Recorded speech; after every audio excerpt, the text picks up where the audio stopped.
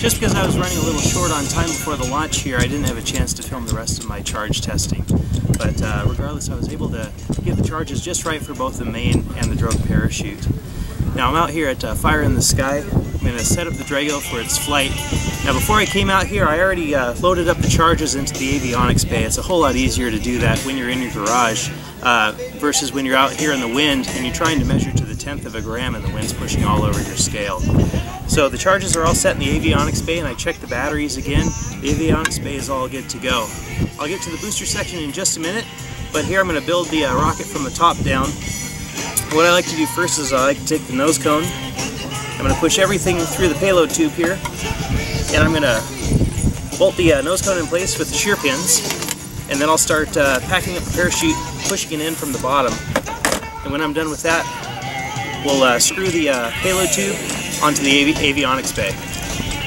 Now before I went to the effort of bringing the rocket out here to the launch, I did one final check of the weight and the balance on the rocket. And the rocket by itself, with the avionics and the parachutes installed, but without the motor and without the GPS, was 12 pounds and 9 ounces. So it's a little bit of a heavy rocket, but that's the price that you pay for going fiberglass. Made by Brad Wright. Too much information there. Got a straddle logger, is dual deploy, made at 700 feet, no drogue.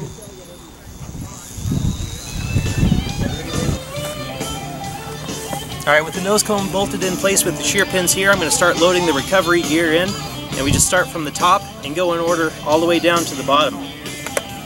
So the first part that's going to go in is the upper section of the recovery harness.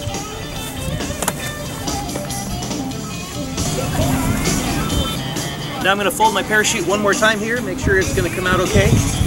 The nice thing about nylon chutes versus plastic parachutes is that you can leave them in once they're set, and they won't hold their position like a plastic parachute will. Having said that, you still want to pre-flight all the lines. Make sure the parachute looks flight-worthy. Nylon does have a tendency to get holes blown in it. This parachute has flown before, and it did get a little hole in it the last time it flew. That was on my big Solar Warrior. But I've stolen the parachute from the Solar Warrior for the Drago, giving the Solar Warrior a different parachute that's a little bit smaller to fit in its really tight payload tube. It gives the Drago just a little bit of class here with this really nice parachute. So that's rolled up. That's going to go in next.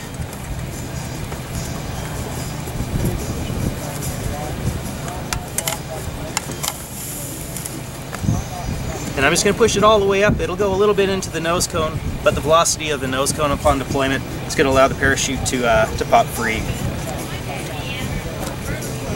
After parachute goes in, I'm going to put in as much of the recovery harness as I can, because I want as little recovery harness exposed to the actual ejection charge as I can, just to help protect it. I want the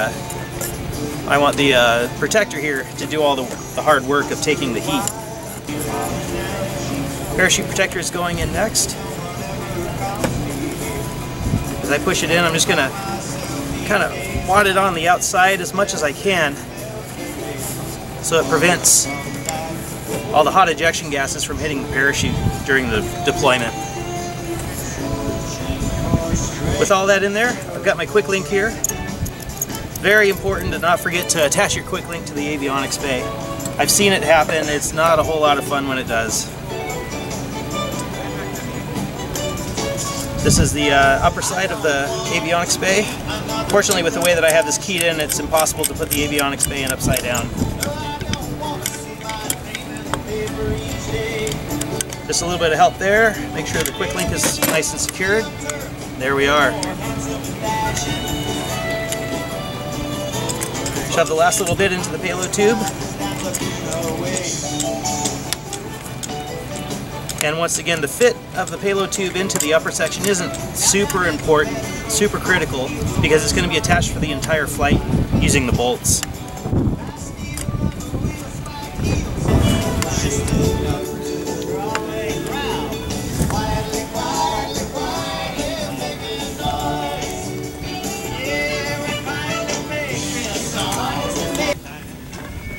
Alright, the upper section of the Drago is now ready for flight. All I have to do is turn on the avionics once I'm on the pad. So I'm going to set this aside and get to work on the booster section. So for the Drago's first flight, I've selected a 54mm diameter motor. It's a J450 dark matter from Aerotech. It's a single-use motor, so it requires very little prep work. All I need to do is just purchase the motor, install the ejection charge. I'll set up the igniter here. Then I need to install the 75mm to 54mm adapter in, slide the motor in position. That's all I have to do for the motor. So I've already taken care of the ejection charge. Here's my adapter right here. So I'll get that set up and placed on the motor. So this adapter is a multi-part adapter. I've removed the retaining ring here. Got the pieces set up on the adapter. I'm just going to slide the motor right in. Just like so there. Alright, with the motor in place, time to put on the second half of the adapter ring here. And the retaining ring goes right on top of that. And as I screw in the retaining ring, I'll make sure that the adapter ring is nice and centered. We get a good seat. So that's holding the motor tight and perfectly centered inside the 75mm motor mount. Before I pack all the recovery gear into the booster section here, I've attached my GPS tracker. This is a T3 system from MissileWorks. So I'm just going to pop this thing open, plug in the battery, then I'm going to turn on the receiver pack and turn on the tracking app on my phone, make sure everything's talking to each other so I can keep track of the rocket here. Now with this motor here, I'm expecting about 2,400 feet of altitude, so I should have a good visual on it for the entire flight. This should be a good first test for the GPS tracker. If it doesn't work, I should at least have a good line out to where the rocket lands. With that said, I'm going to plug it in. See the light's doing its thing?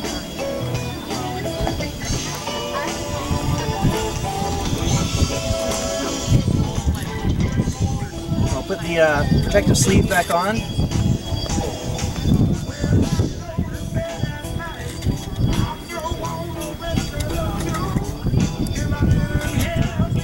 And carefully close up the tracking bay here. It's important at a high power rocket launch that you never turn on your altimeters until you're actually on the pad. This is for safety so you don't get an inadvertent deployment or ejection charge going off near people. However, with the GPS tracker, there's no danger of that. So I'm just turning it on here while getting set up. And the battery's got 4 hours of life, so that'll be plenty of time to leave it running. So I'm going to turn on the base box system here, let them pair up with each other, and then get my phone app started. Alright, so my rocket locator app is starting up now, and I'm waiting for the GPS to acquire the signal. There it is right there. I've got a red push pin where the GPS is, and then the blue dot is where the phone thinks it is right now, and it's calculating its position right now based on the Verizon wireless towers. So that'll take a minute for the accuracy to come down on the blue dot. However, the red push pin where the rocket is very accurate since that's receiving direct GPS signals. So now that I know that it's working, I'm going to put the recovery train inside the booster tube and get ready to close up the rocket, get it ready for flight. Just like with the main parachute, I'm setting up the drogue to make sure it'll open properly.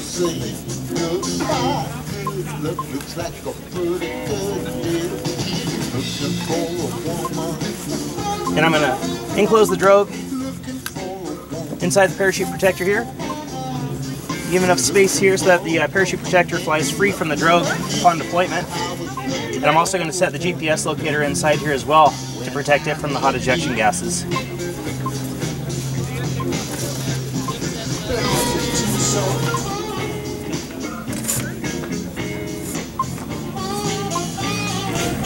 Alright, the GPS is running and the recovery gear is installed. Last thing to do is make sure I hook up my quick link to the avionics bay. Then I'm going to attach the upper section to the booster. And I've got my shear pin ready to be installed here as long as it doesn't blow away in the wind. And then it's time to take it out to the range safety officer table for inspection. After that, we'll go out to the pad, we'll get it set up, and we're going to fly the rocket. Next up. Alright, the shear pin for the booster is in place. I've got my igniter taped to the fin here. I've got my screwdriver to turn on the avionics. We're going to have a... Time to head out to the RSO table. Alright, so here we are on the pad. We're at the high power pads at Fire in the Sky 2018. The Drago's all set up, and the pad is in position. I've got it angled a little bit to the west here. Winds are blowing from the south, so hopefully it'll avoid landing off to the right there. That's where the swamp is. Not a whole lot of fun to recover rockets out there. So we've got two things to do out here. We have to arm the avionics, and then we have to put the igniter in position. The first thing that we do is arm the avionics. That way, just in case something happens with the igniter in the motor, if the rocket does launch, the avionics will be armed, and we'll be sure to get the parachute out. Okay, we got both altimeters giving me triple beeps. I've got the igniter installed in the motor. The wires are wrapped around the pad just to make sure that the igniter leaves the motor once the rocket starts moving. We'll do a continuity check.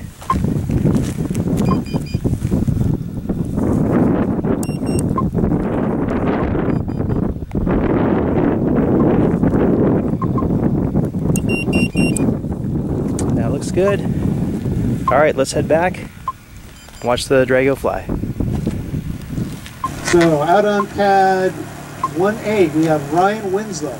He's flying a Wildman Drago 4XL. The black rocket, 4 inches in diameter. This is going to be going on a J450. It's a Sparky motor. He's got dual missile works, redundant deployment. The main's going to come out at 800. This is the first flight, so everybody keep an eye on this. And he's also got a tracker on board. This should be good. I selected pad 1A.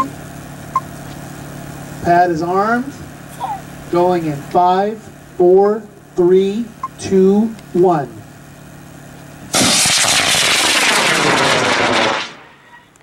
Alright, Ryan, you keep an eye on that. I see a lot of black smoke. Dale's gonna walk out and give it a look.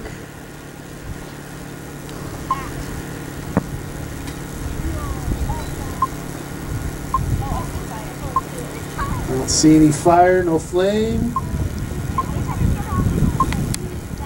Okay, I heard it then. Ryan, you have eyes on that? Yes. Okay, yep, there it comes under Drago right now. Dale, just a heads up, coming down to the east. And there's the main. And it's out. All right, nice flight. All right, we'll wait for Dale to come in and then we'll get the second rocket off the pad.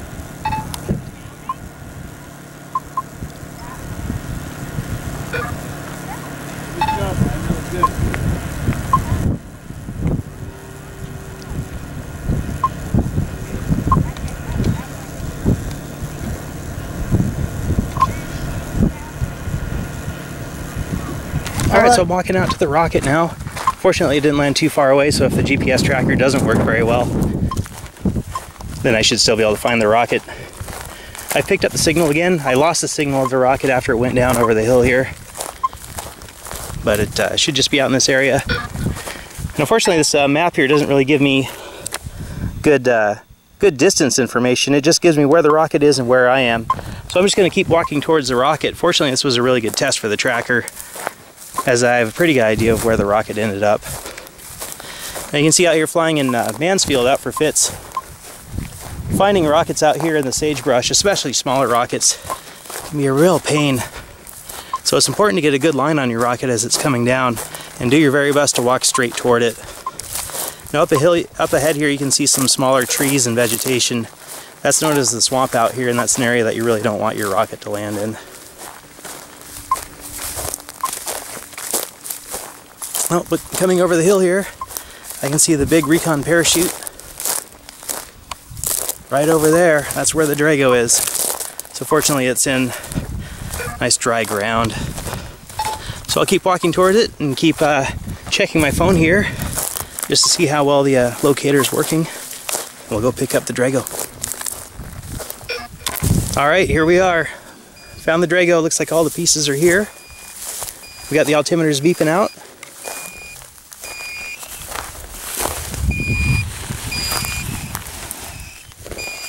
So what I'm going to do is record the altitude that they give me, And then I'm going to turn off the altimeters just in case there's a charge on the inside of the payload tube that hasn't gone off. I want to make sure the rocket's safe to handle. I can see that both of the drogue charges went off, so that's good news.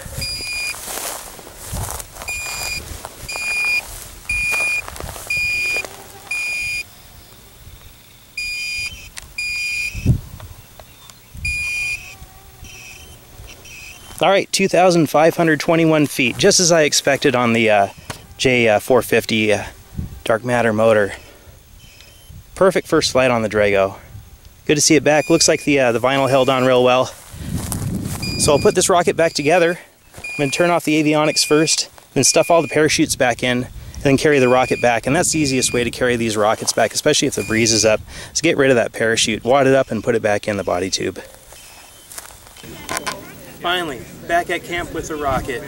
Here we go. I've inspected the fins for any damage, and there has been none. As you can see during the video, the booster section came down perfectly vertical, so it landed on the motor first, which is perfect. It's great for this design rocket here. So to clean up the rocket, all I'll do is take the sections apart. I'll clean up the avionics bay and any black powder residue that's occurred. I still have to open up the tracker and turn off the battery there. So I'll get to that so I can use it one more time before having to charge the battery again. Then I'll repack the parachutes properly, set the rocket aside, and call it good for this rocket for now. Thanks again for watching. I hope you really enjoyed the series of how to build a high-power rocket. This has been a fantastic rocket for me to build. I just love the way it looks. I love the way it flew on the dark matter motor. I've got more motors to fly on it later, but right now I'm just going to sit back and enjoy the rest of the event. Thanks again. Originally, I had planned to fly the Drago on a K2050 motor, which is a very high thrust and low burn time motor, and I figured it would be an excellent combination on the Drago. Unfortunately, I never got the hardware to actually stuff my K2050 reload into. I'm still waiting on the hardware from Aerotech. I brought the K2050 load with me to the event. I don't know why, just to have it, and met up with a friend of mine from the Tri-Cities Rocketeers, and he said, you know, Ryan, I have a case sitting around that you're welcome to borrow if you want to fly that K motor. So I grabbed the case from him and just sat on it for a little while. I was unsure if I wanted to actually do a second flight on the Drago. I was very happy with how the plan was going so far. But on Saturday at some point I realized this is fire in the sky. This is where you bring your stuff and you go big. So Saturday evening I built the K2050 motor, and Sunday morning I woke up early and prepared charges to fly the Drago one more time.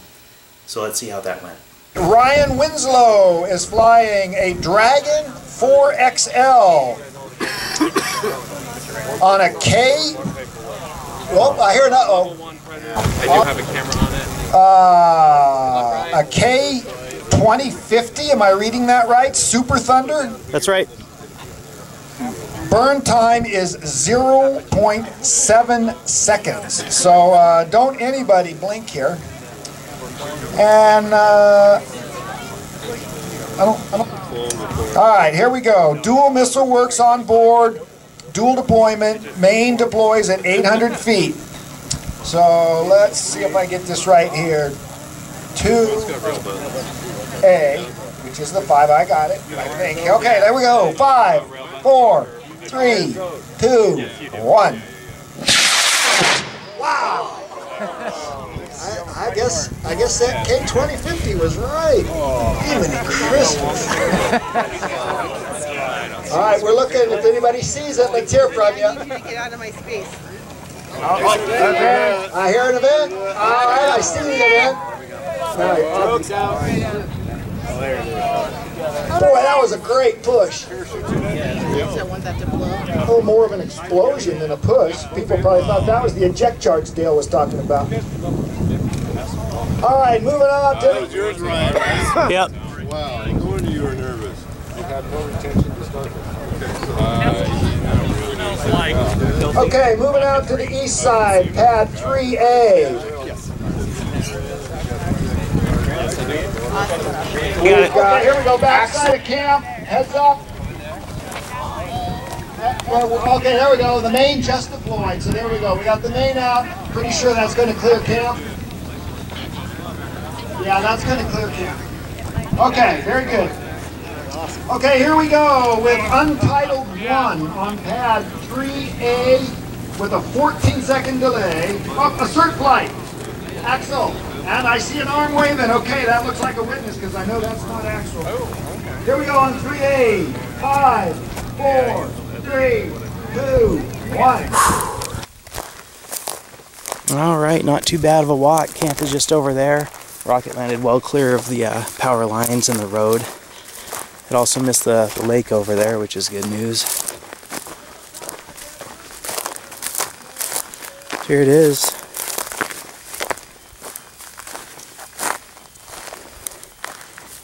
There's the booster section. Not much twisting on the drogue line. Here's my GPS tracker. It brought me right to the rocket. I've got here one beep. There you go. 2 different beeps from the altimeters. That means that both of them have recognized that the flight's over. Let's have a quick look here. I know that both drogue charges fired, because I saw that in flight. I'm not sure if both main charges fired, but the altimeters will be safe and I'll be shutting them off here. There's the rest of the recovery gear. That was a fun flight on the K2050. I hope to be able to do it again sometime. Alright, 3,826 feet on that flight.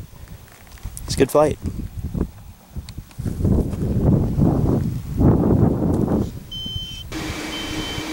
As you can see, the Drago flew perfectly on the K2050. I am super excited about how the flight went.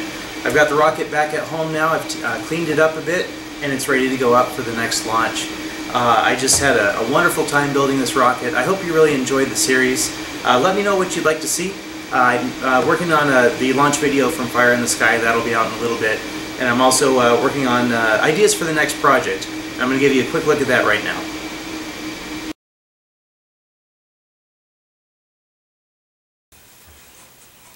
Part of the fun of going to the big rocket launches is not only just flying the rockets, but meeting up with old friends and hanging out, having a good time. And I like to support our local clubs. I belong to several clubs in the Washington state.